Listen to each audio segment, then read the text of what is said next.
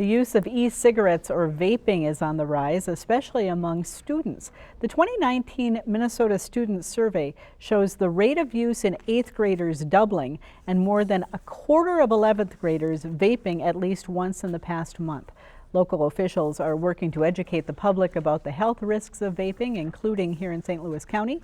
Joining us with more is Josh Gorham, St. Louis County Public Health Program Coordinator, and Dr. Jesse Konen is St. Louis County's Public Health Medical Consultant. And thanks to both of you for being here tonight. I really appreciate it. Now, Josh, a lot of people started vaping because they thought that it was a safer alternative to smoking. Is that what the research is showing now that it's been around for a while? Well, you know, vaping, what you inhale when you vape can oftentimes include nicotine, and nicotine has a long history of being harmful to our bodies, and it's really not any different than what you inhale when you smoke a traditional cigarette. So I think we're seeing that there are the possible effects would be very similar to what it would be to smoking a cigarette, and I'm sure Dr. Konen here can speak more to that as well. So, Doctor, what makes vaping then a top priority here in St. Louis County and across the Northland? Yeah, and something about vaping that I think a lot of people don't understand is that vaping typically involves nicotine, and nicotine is inherently a very addictive substance, particularly to youth.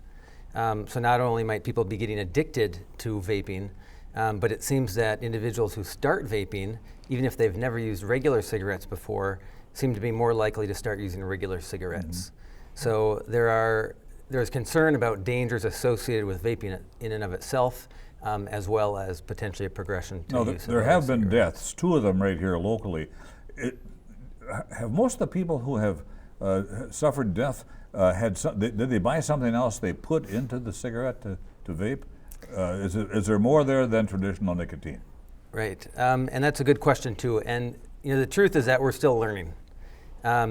Just in the last 4 or 5 months, we've started to learn about this condition, which has been coined vaping-associated lung injury.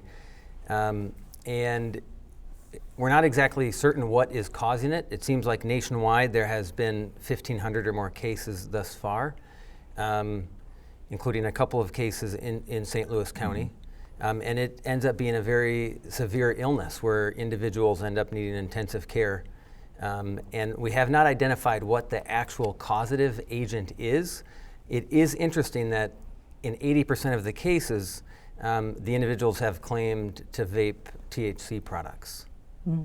But like I said, we still have a lot yet to learn, and we're still trying to figure out what that particular causative agent is.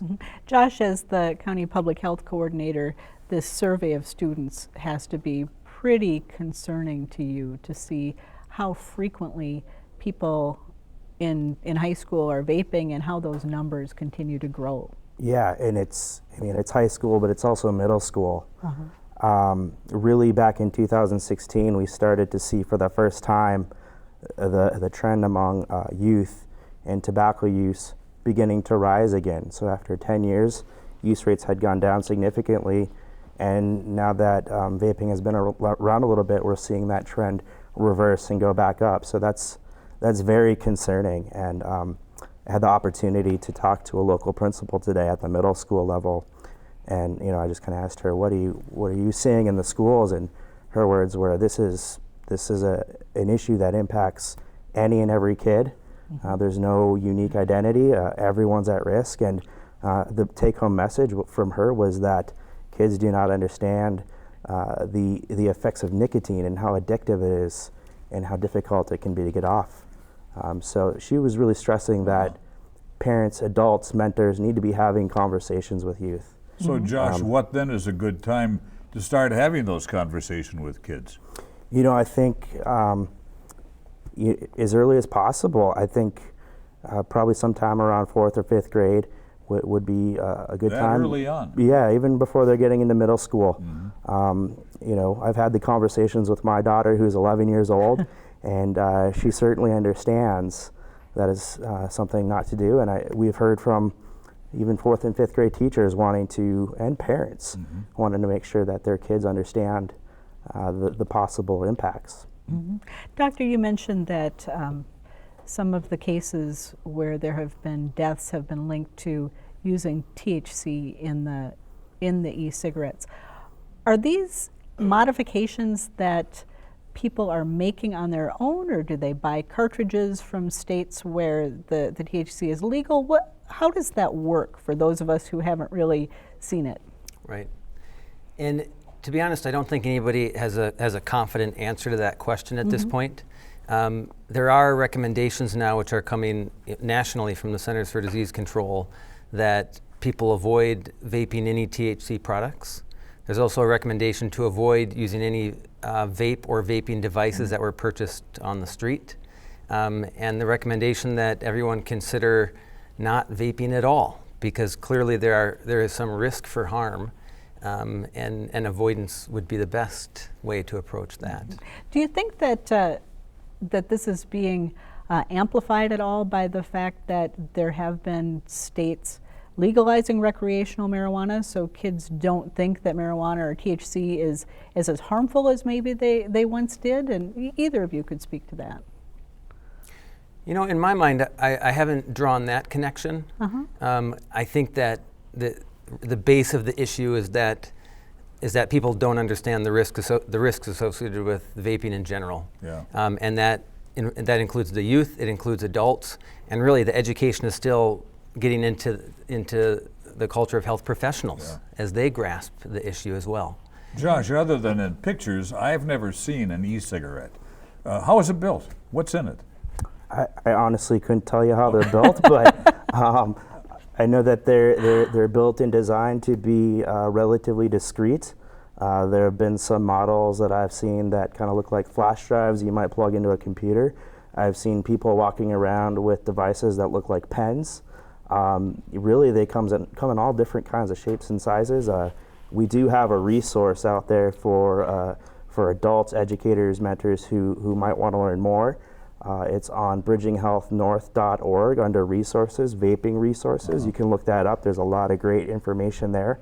But yeah, they're really discreet, and that's why they're a really big problem. And just a point too with risk and decreased perception of risk, perhaps related to legalization.